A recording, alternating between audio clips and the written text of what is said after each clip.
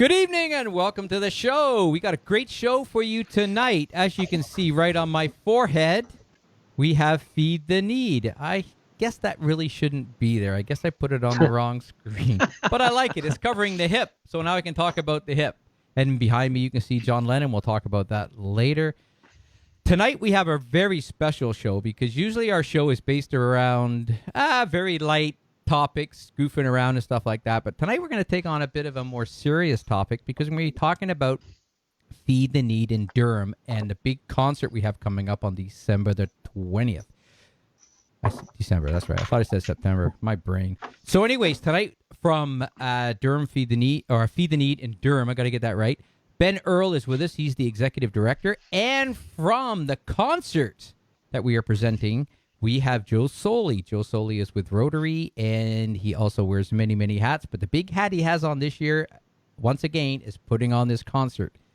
So we are going to dive into that and talk about that tonight. We're going to talk about the importance of donating food, giving food, and the importance of helping others, as we usually do talk about on the show, because it's hip to give, folks. That's our slogan. Human Initiative Program is doing really, really well down in Uganda. And I wanted to quickly shout out our coffee. Hip Coffee. You can get coffee. This coffee is from Uganda. It's $20. It's freshly roasted. This bag was roasted yesterday. $20. $13.50 goes to Uganda. And since the coffee is from Uganda, the cost of the coffee is covered going back to Uganda, helping women that are picking the coffee. So that's our little intro on HIP and, I guess, Feed the Need. So let's dive into the news. But this week I took a little different turn. I wanted to find the Good Samaritan stories out there. So let's see what I found. First Good Samaritan. We got to do the intro. Oh, we got to do the intro? Okay, the intro. Chaos. Okay. First up, we have a Good Samaritan. Grocery store clerk says he was fired after stopping purse matcher. So this poor guy is at work. I read the article. This guy's at work. He sees a lady have her purse stolen, runs out the store, tackles the guy, gets the purse back, and they fire him in the end because they said he was taking risks that could have got him injured, that could have ended up in a lawsuit. That's crazy.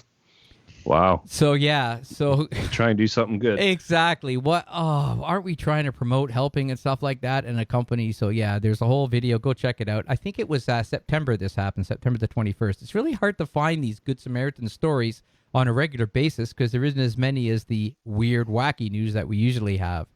Mm-hmm. Speaking of getting fired, a U.S. bank employee fired over giving $20 to a struggling customer.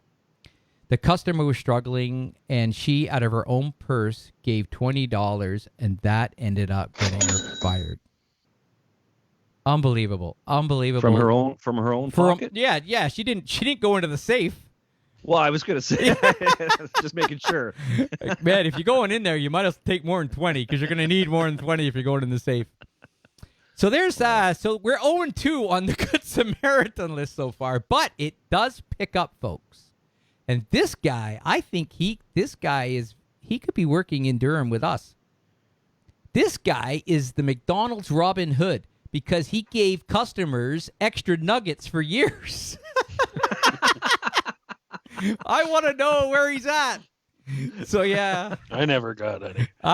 This guy, Cody, was, he's a hero for years because he was sneaking in a few extra nuggets for the customers. I got a feeling from the looks of the picture, I think Cody was sticking a few nuggets somewhere else, too. Anyways, way to go. Anyway, speaking of McDonald's, they're in the news twice tonight. Uh-oh. Well, teen McDonald's employee, pays for family meal when mother forgets her wallet. So she was a soccer mom. She was taking the kids to soccer. So he or she, I don't know if it was a guy or a girl, doesn't matter in today's world, left her purse at home, didn't have her purse. So the cashier paid for her meal. And the lady turned around and I guess probably did a GoFundMe and got her $32,000. For him. Wow. So it was a guy. Yeah. For him, yeah. I wonder if he was the guy who was sneaking the extra nuggets in. Maybe she was just happy she got extra McNuggets and went on. He's probably needs $32,000 now after he lost his job at McDonald's. Here's another great story. This is out of England. After learning of a single dad who was struggling with confinement of his kids in a high-rise, this couple lent them their beach house. So he went on to say in the article that he was just 12 steps from. This is interesting. It's not a very big apartment. Just 12 steps, not 12-step program. 12 steps from one side of the main room to the other, with local parks closed. Sometimes Sam and his kids have been stuck inside for 24 hours a day, which is the same as maximum security prison. You only get an hour, don't you? So he was as wouldn't good. know. And with 2 kids, yeah, that's a tough sentence. So, anyways, this couple heard about it and they were able to give him their beach home. I wonder if he's still there. God, I would be. I wouldn't be able to leave. I'd be like, oh, COVID, keep going.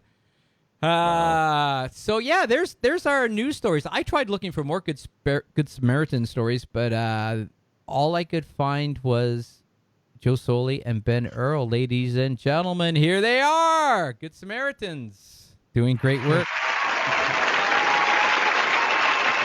All right. That's the biggest crowd we've ever had on this show. It is a big crowd tonight. It is. So up on the screen with the hat on, we have Joe Solway. He is the producer of Concert to Feed the Need in Durham. This is the third. Is it the third concert? It's the third concert, right? Yes, this is the third concert. Third annual concert. Third annual That's right. concert. And Yeah. to his side, that's where I don't have to figure out left or right. That worked out really well. We have Ben Earle, and Ben Earle is the executive director of Feed the Need in Durham. So welcome, guys. Thank you for coming on tonight. Thanks for having us. Thank you. Yeah, thanks. So we're going to dive right into this in a minute, but first, the most important part of the show is This Week in Music, Mark. Week in music. This is the most important part of the show, really? Not really. Not really. I just said that to make you feel good. Oh, good. It's all about feeling good tonight. Let's jump right in here. On December 2nd in 1957, this isn't actually a good story. Well, I guess it's okay. Al Pretty, a DJ on U.S. radio station KEX in Portland, was fired after playing Elvis Presley's version of White Christmas. The station manager said, "It's not in the spirit we associate with Christmas." Somebody did not like Elvis. That's terrible. Come on. Give him some extra nuggets. They'll be okay. Always give him extra nuggets. December 2nd, 1969. Cindy Birdsong of the Supremes was kidnapped at knife point by a maintenance man who worked in the building she lived in. She later escaped unharmed by jumping out of his car on the San Diego freeway. Ouch. I hope she did the tuck and roll. And the kidnapper was arrested in Las Vegas 4 days later. I don't know what his intent was. Maybe ransom. I have no idea, but that's pretty crazy. In 2012, on December 2nd, Led Zeppelin received a prestigious award from Barack Obama for their significant contribution to American culture and the arts. Dressed in black suits and bow ties, Robert Plant, John Paul Jones, and Jimmy Page were among a group of artists who received Kennedy Center honors at a dinner event at the White House. In his tribute to the band, Mr. Obama said, "When Jimmy Page, Robert Plant, John Paul Jones, and John Bonham burst onto the music scene in the late 60s, the world never saw it coming." The president then thanked the former band members for behaving themselves at the White House, given their history of hotel rooms and mayhem during their tours of the 70s. We have more Keith Richards news. 1965, on December 3rd, Rolling Stone Keith Richards was knocked unconscious by an electric shock on stage at the Memorial Hall in Sacramento, California, when his guitar made contact with his microphone. Ouch. Wasn't a coconut this time. Wasn't a coconut incident. No, he got electrocuted. That's pretty cool. Good old Keith. That's probably how he's still alive. It's the coconuts and the electrocutions. I think so. That's amazing. Yeah. Let's see. December 3rd, 1965, The Who released their debut album, My Generation. Can we see it? There it is there. Let's see. That was released in the UK. In the States, it wasn't released until April 66. In 2003, it was named the second greatest guitar album of all time by Mojo Magazine. I don't know what the first is. Probably Northern Storm or... I don't know. I'm kidding. Probably someone on the Feed the Need in Durham concert for sure. Jack the Kaiser. Could be Jack the Kaiser. Yeah. Maybe. Let's see. Also on December 3rd, 1976, a giant 40-foot inflatable pig could be seen floating above London, England after breaking free from its moorings. The pig, which was nicknamed Algie, was being photographed for the forthcoming Pink Floyd Animals album cover. If we can see it. I don't know if you can see the pig. Small it's pig. there somewhere. Should be bigger. You know what? I actually have it right on my glass here. Drinking out of the animals. The Civil Aviation Authority issued a warning to all pilots that a flying pig was on the run. Can you imagine getting that while you're flying your plane? Look out for a giant flying pig. The pig eventually crashed into a barn in let's see if I can get this, Godmersham, Kent, where a farmer complained that his cows were scared by the incident. Yeah, that would scare me too if a giant pig crashed into my barn. December 4, 1976, workers at EMI Records went on strike. They were refusing to package the Sex Pistols' new single, Anarchy in the UK. Apparently, if you don't like the Sex Pistols, you can just walk out on your job and strike. I don't know. December 4, 1980, just over 2 months after the tragic death of drummer John Bonham, Led Zeppelin made the decision to break up. The surviving members decided that it was not right to tamper with their legacy by bringing someone else in to play drums. In a statement, the band explained their decision. We wish it to be known that the loss of our dear friend and the deep respect we have for his family, together with the deep sense of individual harmony felt by ourselves and our manager, have led us to decide that we cannot continue as we were. Imagine Zeppelin kept going with a different drummer. It wouldn't have worked. I do not think it would have worked. Never know. Well, they have reunited with Jason Bonham. There you go. On a couple of, but it's not the same. Not the same in my opinion. December 7th, 1974. Carl Douglas started a 2-week run at number 1 on the U.S. singles chart with anyone? Kung Fu Fighting. You got it. Kung Fu Fighting. The song was recorded in 10 minutes. Started as a B-side and went on to sell over 10 million copies. Good Lord, that's crazy. December 7th, 2014, Pink Floyd's classic album Dark Side of the Moon made a surprise return to the Billboard chart when it landed at number 13 thanks to an ultra-cheap pricing in the Google Play Store. The album was discounted to 99 cents. Pretty good for Dark Side of the Moon, although it held the number 1 spot in the U.S. for only a week. When released in 73, it remained on the Billboard album chart for 741 weeks. That's crazy. And one more on December 8th.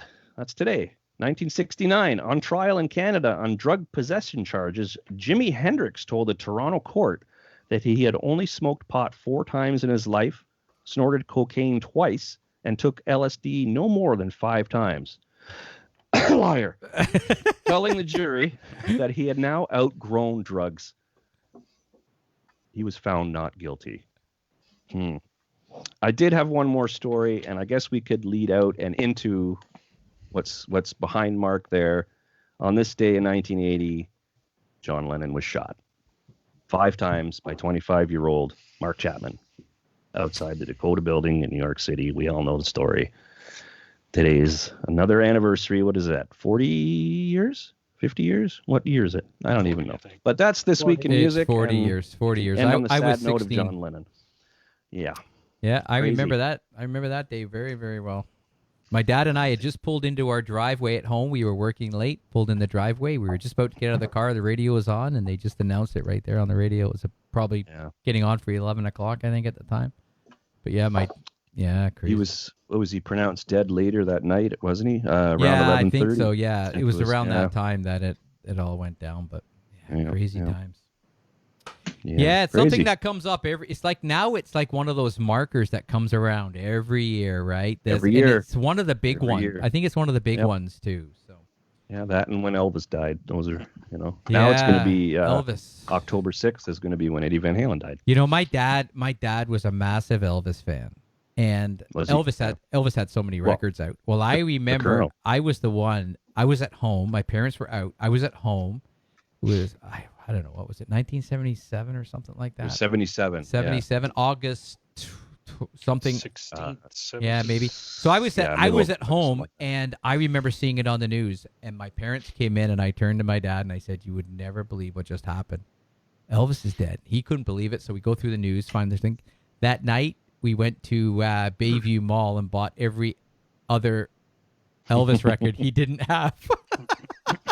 That's just raced out to the store. I know, it was just crazy. Like, yeah, well, it's like now if someone dies, could you imagine their Spotify account just goes through the roof, right? Because everyone just goes there and wants to listen to it and spend some time. So guys, Van welcome Halen's to back the now. show. Where do we start, guys? here Where we do you are. want to start? I think we should start with Ben. Find out a little bit about the Feed the Need in Durham, because I think people probably hear about Feed the Need in Durham unless they really know what you guys are doing.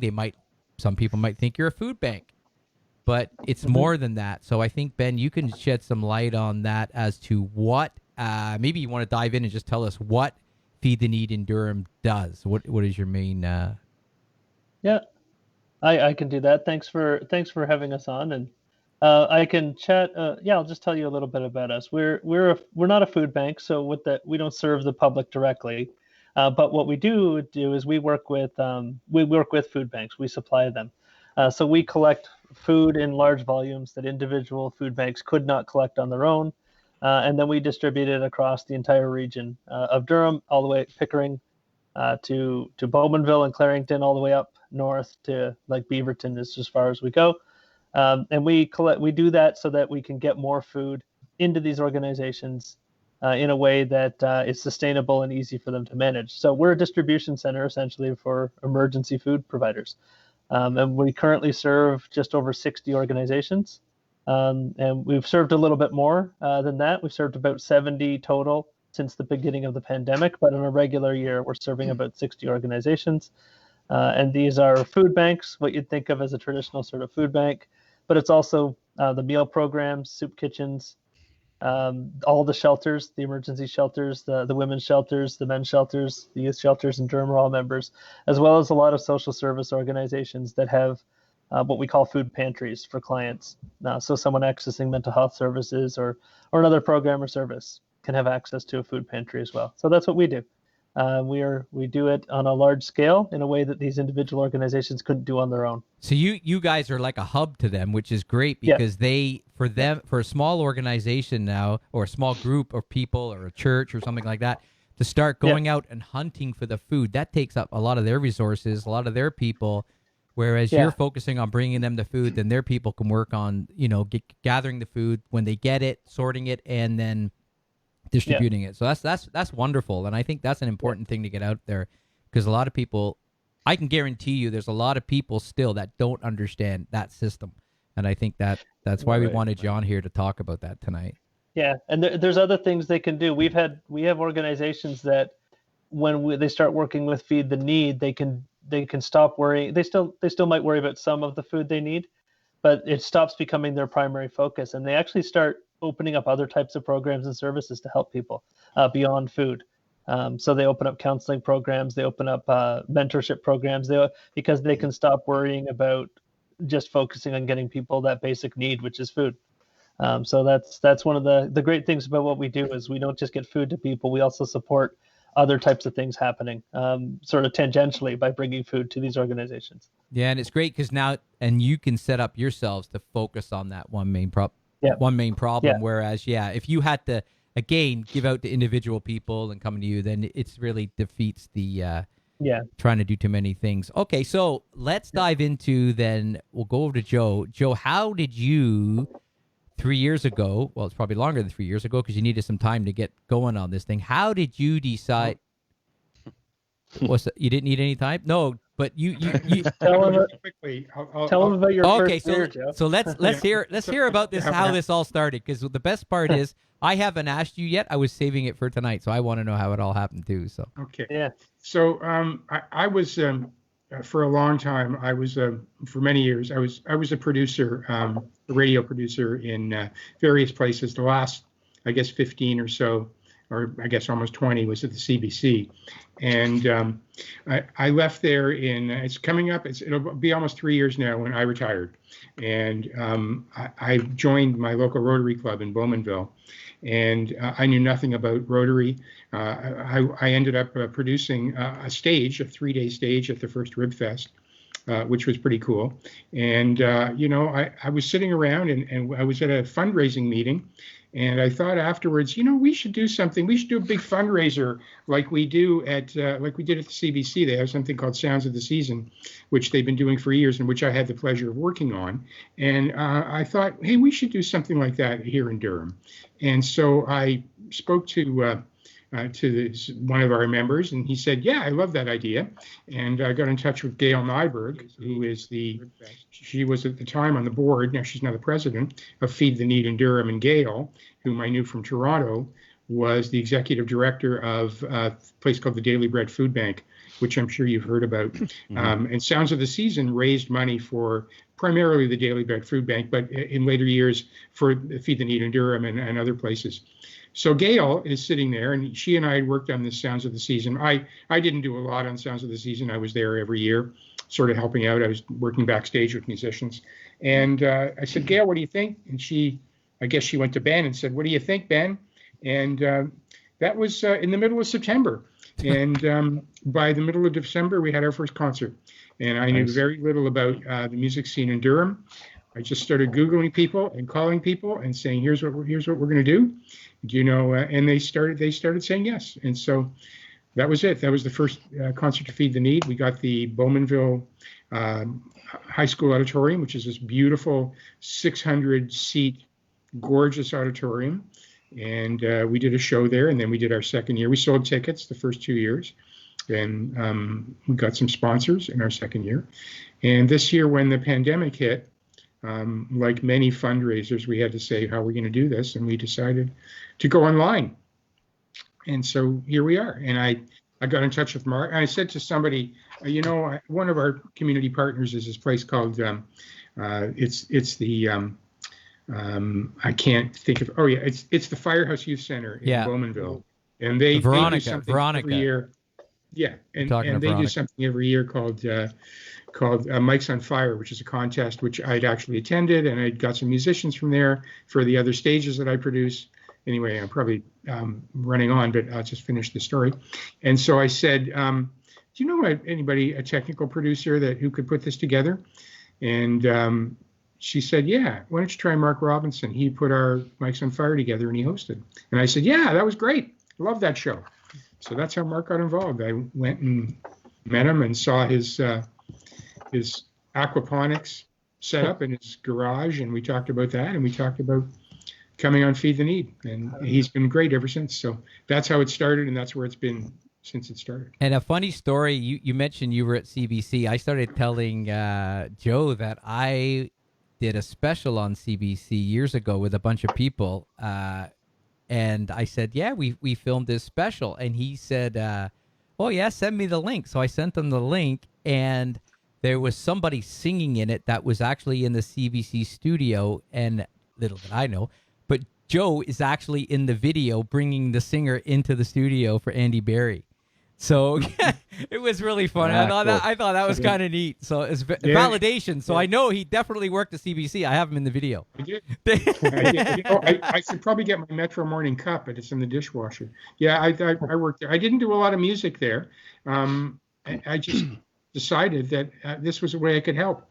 And when you guys will get there one day when you retire, you go, okay, what am I going to do now? And my plan was to fix up the basement, but it ended up being far more than that. So I'm so happy to be able to help Feed the Need, work with Ben, for 3 years now. It's a great place. I actually worked in the warehouse, or I guess they call it a distribution center now. Yeah. For a few months. I volunteered there, and I got to tell you, it's really it's some of the most satisfying volunteer work you can do, packing up the boxes and filling orders for people who who really really need it, and holding cans of whatever, beans, or putting bread, or finding a roast or something like that that's going to go to a place that has people living there, people just like you, just like me, who for whatever reason need to access a food bank or a shelter or a soup kitchen or something like that. Mhm. Absolutely. Yeah, really we were quite moved by discussing that. that earlier, and I think we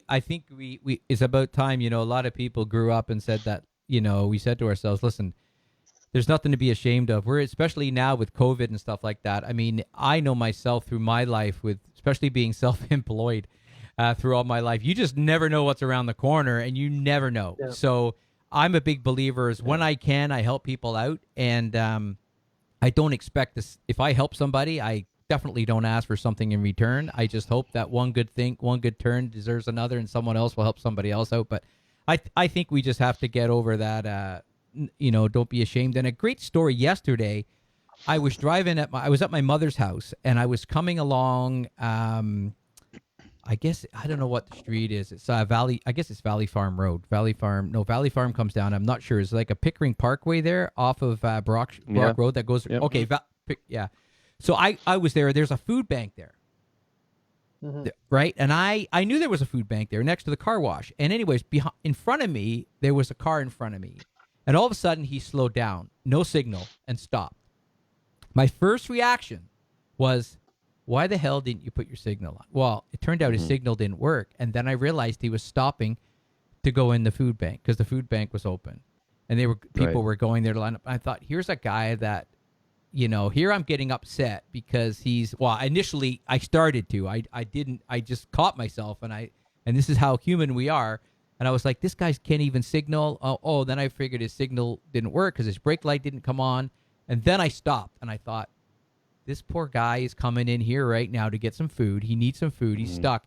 That tail light is the last thing on his mind, and it should be the last thing on my mind too. And it just gave me that moment to kind of reflect again, and wake up. And I think even we all need sometimes to give ourselves a kick in the ass and realize these things, right? So that's it. But yeah, it's great that a community can serve, and I think everyone's got to dive in. And well, it's that old thing, before you react or act to others or what you say, you don't know their situation. You have no idea what situation they're in. And, think first, I mean, it could be you one day, that's, well, and especially in these times, it's affecting so many different people, especially, look at musicians, they have no outlet, I have a bunch of friends selling gear, just to make ends meet, which is terrible, So one of the things I wanted to just talk about the musicians for a second. I mean, the people have been sending us videos. You guys are in the show. Thank you so much. And we have 29 other performances. Fantastic. And these are people who they're not working. I mean, and for them it's so generous, and everybody's donating their time. We just can't start paying people. We don't have that kind of budget. Yeah. But people are so nice. They're so generous. Musicians are among the most generous people I've met anywhere. And they're suffering, but they're saying, if I can help other people, get the food they need. So it's really good, guys. Good of everybody to do this. And that was always one of the appeals to this when Joe even first brought the idea to us was I grew up in Bowmanville. Durham's my home. I've always worked here. I'm a big supporter of everything local, from local food all the way to local services to local musicians and music. And I know a lot of the bands that I've grown up with around, and then one of the first things I thought when Joe brought the idea to us 3 years ago was this is a great way to make that local connection between the services that are provided and local artists. That's been even more important this year. And I said, Joe can tell you this. I said at the beginning of our planning, I said, I'm not too concerned if we raise a ton of money. Absolutely, we want to raise money. This is about helping support Feed the Need.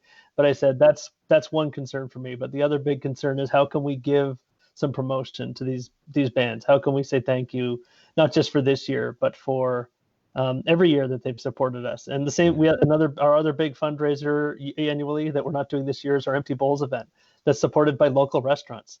Right. And we're not talking like chains, we're talking locally run restaurants and local food. They're also struggling this year. So we've done what we can to say, hey, get out there and support everything local. And that's what this year is about to me, is how do we celebrate what's the good things going on locally?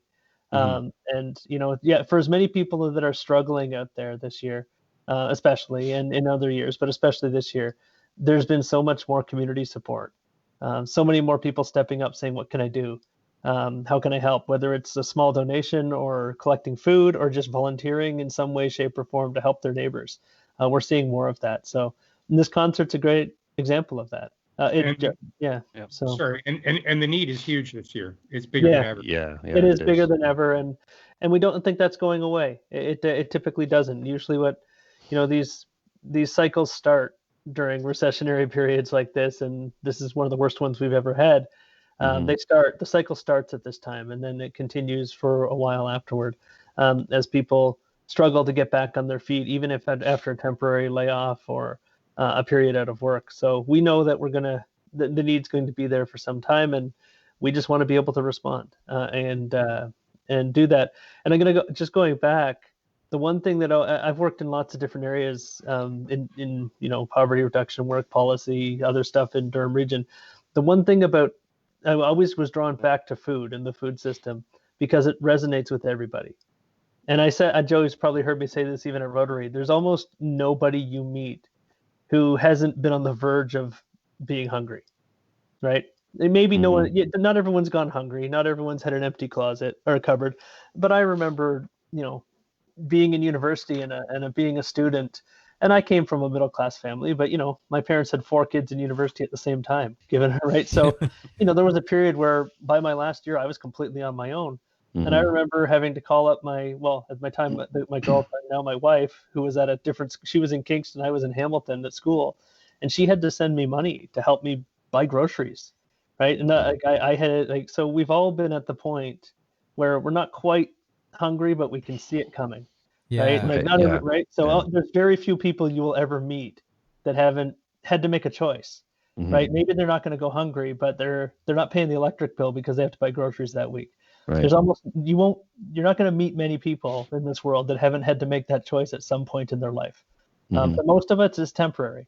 Most of us, it's a short period when we're starting out in life, or we're a student, or we lost a job for a period. But there's almost no one who doesn't understand that, and that's why this work is important, because it could be any one of us. And you've shipped 45% more this year than last. Is that right? Yeah, we're up. Well, no, in a normal year, we'll ship about 1.2 million pounds of food. That's from January to December. We've already, from March until the end of November, we shipped 1.3 million pounds. Wow. We're going to hit 1.4 million by the end of December. By the end of the year, by the end of our 12-month period, March to March, we'll have shipped 1.8 million. Wow. So that's a huge increase over what we normally do. So that just demonstrates the need.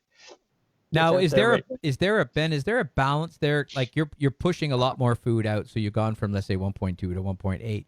So that means that you require that extra 0.6. Is that coming in this year because people are realizing that people might be suffering more this year with COVID, do you think? Or is that you just guys working harder to pull it in? Well, one, it's coming in. There's lots of reasons for that. Some of the food distributors don't have the same outlets, so they have access to give, right? Because they didn't stop their supply chains. Especially restaurant suppliers, right? They didn't stop their supply chain, so there's a little bit extra through that part. We have had some larger food drives happen, which have brought it in, which have people responding. But the biggest way we've made it up this year is by buying food. We're not normally a large purchaser of food. We're very lucky. We're very supported by distributors and food donations. We don't normally have to buy a lot of food. On a normal year, we spend maybe $25,000 buying food. Since March, we've already spent $200,000 buying food, just to meet that need, right? So that's going to continue. We'll spend between now and March, which is the end of our fiscal year, we might spend another 60 to 100,000, depending on what the holiday food drives look like. Wow. And that's fine. It's a good way for us to maintain a steady supply and make sure that we have the food that we need in our warehouse. But it's not something we normally do. We haven't had to do that. So that's been a big challenge for us. We're lucky. We've had some financial support from different places to help us do that. But it's a lot of it's one-time financial support, right? It's not like it's because of the pandemic. It's not like it's something that's going to be sustained for us. But we've had the financial support to be able to do that, which has been good. That's allowed us to keep up with that demand. And the interesting thing for me, this is something I was thinking about earlier. And I mean, we live in one of the continents that wastes more food than any other place in the world. Yeah. And it's always irked me. And I was a heavy guy before, and I used to eat a lot of food. I eat probably half the food now that I used to eat. And I'm just in it. It's changed my whole outlook on food too. And I don't eat breakfast anymore. I completely skip breakfast. It's not even a meal. I don't really have lunch, and I have dinner. And the dinner's no bigger than a normal dinner. So I cut my calories down between 1,600 to 2,000 on average. And I see what I can do. And also this year, we're not going out for dinner as much. Like we don't have, we're not going out to the restaurant. So we're not spending, well, geez, you can spend whatever you want, $50 to $200, depending on where you're going. Even in town, you can go out for a great meal. So we have been doing that. So I think people are staying home. They're saving some money. So I think, for a pledge to people, if you do decide to stay home for that Christmas or Christmas outing you would normally have with all your family, why don't you say to yourselves, hey, here's $100 for other people that money you would normally let's spend. help. I mean, that's what we need to do as a society. We need to start thinking like that, whether it's food or clothing or whatever. We need to start, everyone wants a socialist. Well, not everyone. I shouldn't say everyone does, but there's a lot of people out there that want socialism, or they want that sort of but that really, to me, socialism can survive in a capitalist society. You do it yourself. You get together and you work together and you help and you support. You just got to give and share and give up something so someone else can have it. And I think that's really the message I have to people, because I know I'm doing work in Uganda, and I'm telling you, I'm throwing money down there like left, right, and center, but I'm loving it. I'm seeing the results, and I see what it's doing.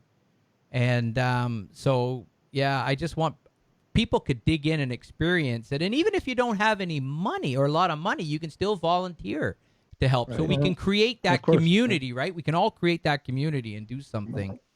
And that's what's important.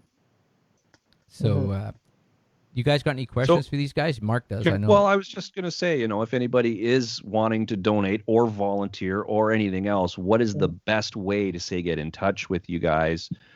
Or how are you going about it, especially with COVID now, as far as volunteering goes? So volunteering's a little hard right now. We have a very good and Joe can attest to this. We've got a very good core group of volunteers. Now, we did lose just over half of them. A lot of seniors who are wonderful, amazing volunteers who have been with the organization for a decade, but just for obvious reasons didn't feel comfortable coming into an environment with lots of people, right? Yeah. So we've lost a lot of those volunteers, but we've got a great, wonderful core group right now. We're being very cautious who we bring into that, not because we don't want people to help. We would love more people to help, but just we're being careful. We want to make sure that our volunteers and our staff are protected. But there's other ways you can volunteer. Volunteer by hosting a food drive, and there's safe ways you can do that we can help you with, right? Great. That's great. If you reach out to Feed the Need, we can talk to people about how can you do a fairly safe, low contact or no contact food drive, even with just your neighbors, right?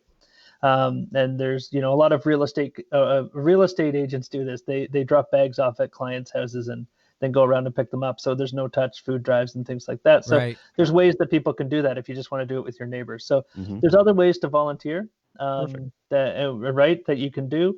That's the best way. But if you want to just find out about who we are and what we're up to, just feedtheneedindurham.ca, our website. best way to find out everything about us. The donate links there are any volunteer opportunities, especially as they start to come back online, are posted there. Other ways to do food drives and get in touch with us about food drives are all posted there. Lists of the agencies that we support, so that you can find out not just about. We don't just encourage people to find out about us. We want you to find out about our network. If you live in Pickering, we want you to find out about the agencies that are in Pickering. Because we do supply these organizations, but we never guarantee that we have 100% of what they're going to need to give out. We just can't guarantee that. What we do try and do is provide them with a baseline. So the local organizations in your community that you can learn about from us, they're also a great place to reach out to and see what you can do to help them. So is it best for people to go? So let's say, for example, I had $100 worth of groceries I wanted to donate. Is it best for me to go to my local food bank to drop it off, or is it best to come to you? What do you recommend, or what do you guys advise? We recommend you do what's best for you. Oh, okay. Often, if someone calls us from Pickering and says, "Hey, I've got £100 worth of food or $100 worth of groceries I want to donate," we'll probably direct you to a Pickering member rather than have you drive all the way to Oshawa. But if you called us up and said, "I've got a truckload that my company has collected," we'd probably ask you to drive to us because we can handle the truckload, right? Like that. So it depends on what you're doing. But again, we can help with all that. We get calls. I get 2 or 3 calls a day of people asking about how they can connect with their local group, and we direct them. And our goal is to bring food into our network and into our community for those who need it. It's not to collect it and have it all hoarded in our warehouse, right? That's not what our job is. Our job is to make sure that the people who need access to food get access to food. Again, if people don't know where their local food bank is, reaching out to us is a great way to find out. Now, speaking of trucks, you recently got a nice big shiny truck. We did. We finally got a new truck. We had one thing that COVID did was accelerate some plans. So we had a lot of plans for growth and expansion. They were laid out over a 3-year period. We've done a lot of them in the last 9 months, like bring a new truck online. We had plans to have a new truck by the end of this year. We ended up getting it in the summertime, just to get it forward, get that moving. So we got a beautiful, brand new Freightliner truck, refrigerated 26-foot truck. Yeah, it's beautiful. Increased our capacity to gather lots of food with that. So we did that. We're actually we just got the Durham Community Foundation is helping us buy a small cargo van. So we're buying an expanded Ford Econoline that's also refrigerated. So that's useful because, the big truck helps us do a lot of the collections, but we do a lot of small, like I said, we support things like shelters. I don't need to send my big truck to drop off 3 boxes to a shelter once a week, right? So our smaller van will make us more efficient and help us with all that small stuff, and help us do more work and do the smaller scale stuff that we need to do. So we're bringing that on as well. Yeah, so we're lucky. We have now we'll have 3 vehicles by early next year. We'll have 3 full brand new vehicles in our fleet. Yeah.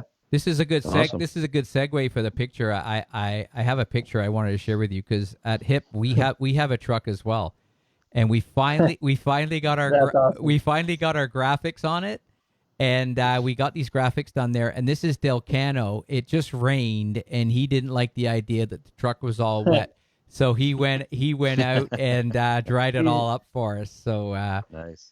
And I had that done in a little community town. They did all the graphic work. Yeah, it was fantastic. I worked with them on it, and it was beautiful. So yeah, we have our little truck, and we used to carry. Well, I didn't. The Sebastiano in Kasese, Uganda, when we were building stuff, he was putting 12-foot pieces of wood on the back of his motorcycle, like across on an angle. Yeah. I don't know. He must have taken a few people out. So. All right, so I think, if anyone's watching this show and they know there's a concert, I think maybe, Joe, we should kind of let them know who's going to be in the concert. Do you think we should? Yeah, I think so. I'm itching to talk about that. So we have 30 performances, 30 different performances, which is incredible. And we have every kind of music in itself. Yeah. Two of the performance act, 2 of the acts are dance acts from local dance studios, wonderful dance studios. We have 4 Juno Award winners, which is pretty. I mean, I'm not proud of it. They're the ones who won the Junos, but it's wonderful. Starting with Megan Patrick, who won a Juno this year. We have Jack DeKaiser, who has won Junos and Maple Blues Awards and all sorts of wonderful things, living in Oshawa. We have a woman named Nicole Sinclair Anderson, who is, I don't know, she's one of the top gospel singers like in Canada. She was for 10 years, she was the lead vocalist for the Toronto Mass Choir, which is this incredible gospel troupe. And they won a Juno. And we also have a woman named Sue Passmore, who is one of the trio known as the Good Lovelies, they're a trio of singers who do wonderful music, and they've won a Juno. Callista Wilson hasn't won one yet. She's 16. She will. Yeah. She will. She was nominated this year. She was in a vocal group called Girl Power, and she's just spectacular.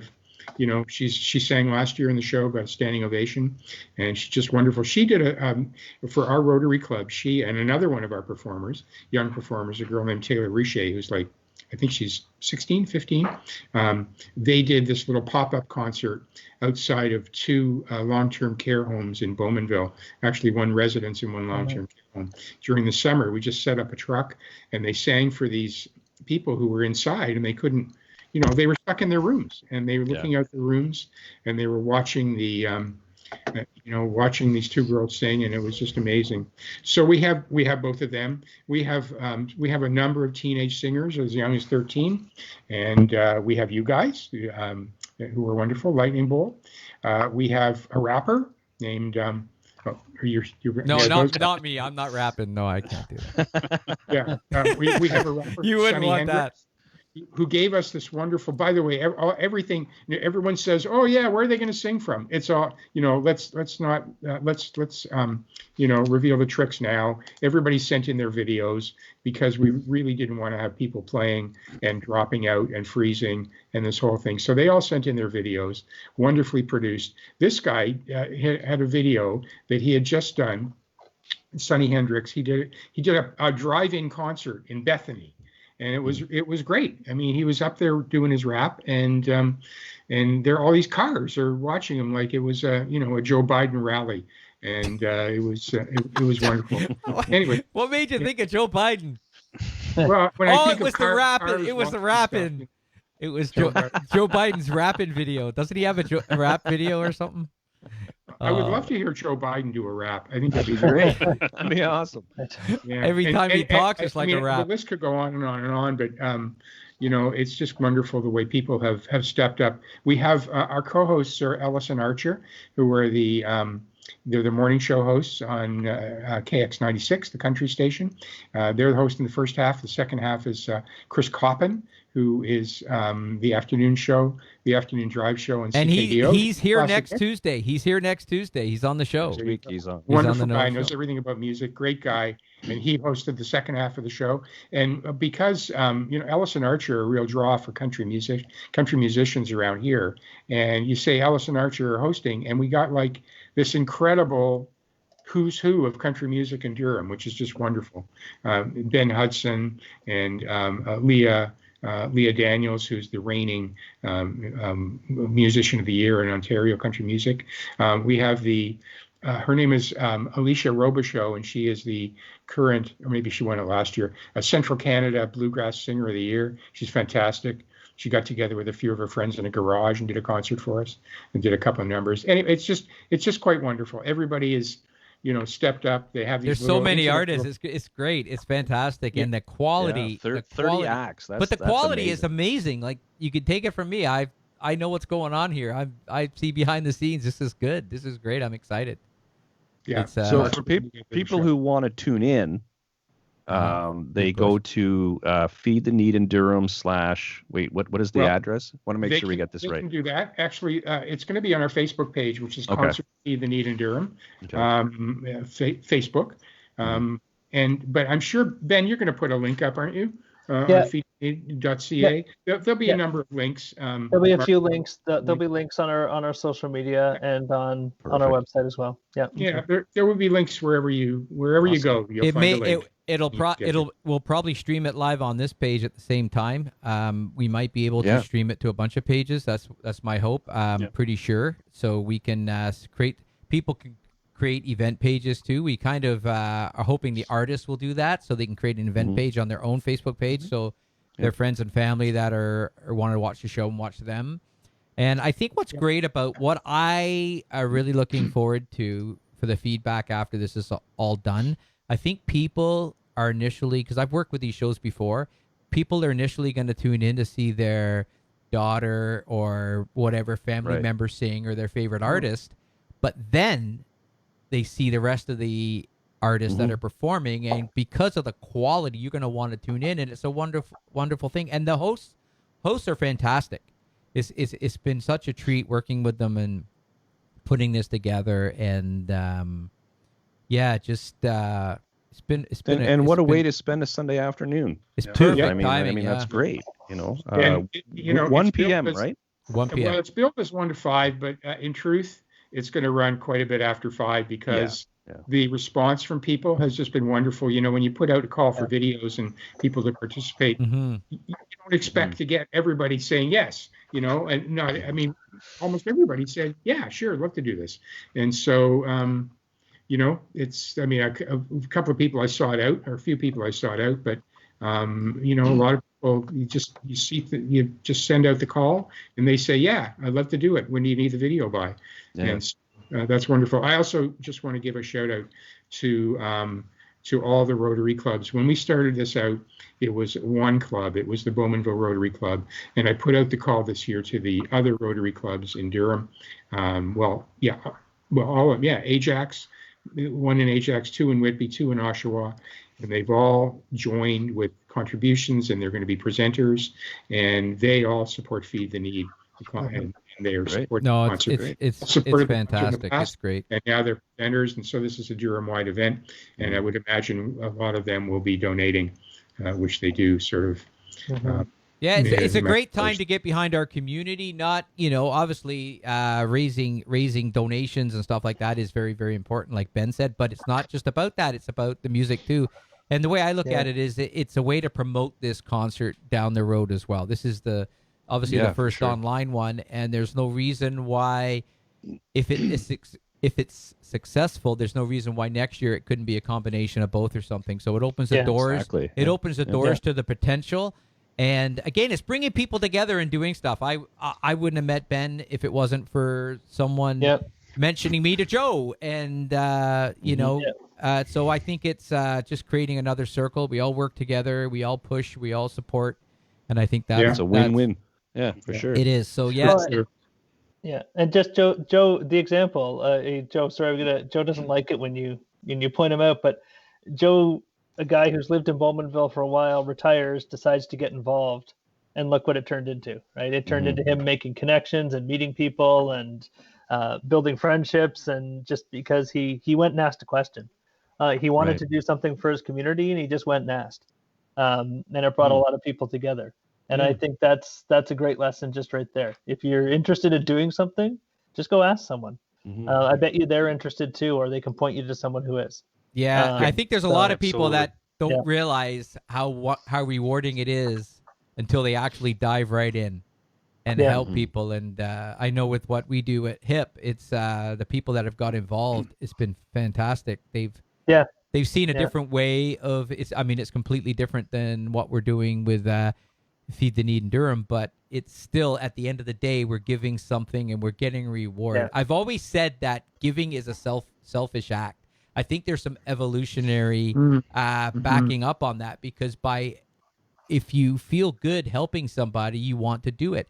If you don't feel good helping somebody, then there's a chance you're not going to do it. So I've studied some people and seen what their personality is like. And if they're not one to get excited about giving to somebody, the chances of them giving are not that big. So for us that are really get a thrill at the end of the day of seeing somebody benefit from something, I think that is the driving force. And it's wonderful. So thank you guys for coming on our show tonight and being a part of it and sharing the knowledge too. I think that's what's important. That's what we need, because there's no way I could have explained Feed the Need in Durham as well as you did. That was the whole point. And I didn't even attempt to figure it out beforehand. I just get Ben on here, do it that way, and yeah. And Joe, did we take it easy on you, Joe? Were we okay tonight? Yeah. We'll have you back. We'll have you back in January when we're all feeling gloom and doomy, and then we'll have a go. No, listen, people. I mean, this show. Sometimes the three of us are on here. There's no guests, and we're just like a bunch of kids just acting stupid. Yeah, but, pretty much. Yeah, but that's part. Sometimes you got to do that too, right? So, anyways, we'll end her up there. So remember, guys, concert to Feed the Need in Durham. Go to the Facebook page. Go like it. Go make sure you're ready for it. Make sure December the 20th is on your calendar. It's very, very important. Not only to raise funds, but it's very, very important you don't miss it because you're going to really enjoy it. So again, Joe Solway, thank you so much, and Ben Earle, thank you. Thank you. And thank you to the C-section down here, guaranteed to deliver. Have you in stitches or have you permanently scarred for life? Yeah. Thank you, everybody, gentlemen. and we'll see you on the other side. Next week, Chris Coppin will be here. He will be the host of the second half of the show on December the 20th. He is a great guy, and I got a feeling that show may go on for a long time because when he starts talking music with us, oh my God, right, he's worse than us. He's like we're gonna go down some rabbit holes that night. So, anyways, Forward to it. see you guys, and remember, Thanks, it guys. is hip to give.